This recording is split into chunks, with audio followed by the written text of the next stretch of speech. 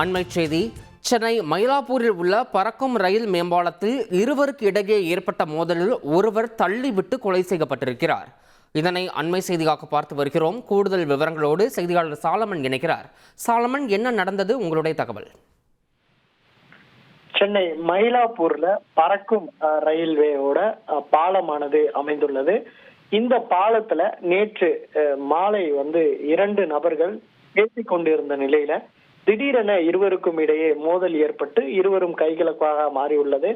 அப்போது ஒருவர் அந்த மேம்பாலத்தில் இருந்து தள்ளிவிட்டதுல அவர் சம்பவ இடத்திலேயே தலை சிதறி உயிரிழந்தார்.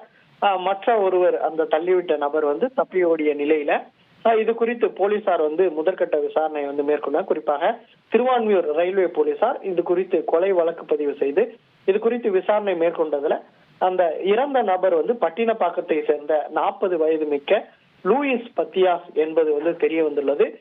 யார் இந்த கொலையை அரங்கேற்றினர் என்பது தொடர்பாக அங்குள்ள சிசிடிவி காட்சிகளை வைத்து தீவிரமாக விசாரணை மேற்கொண்டு வருகின்றனர்.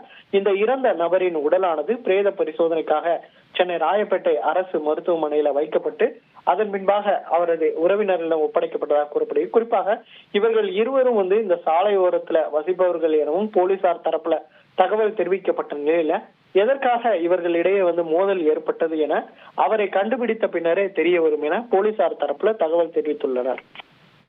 விவரங்களுக்கு நன்றி சாலமன். செய்திகளை உடனுக்குடன் தெரிந்து கொள்ள உடனே சப்ஸ்கிரைப் பண்ணுங்க.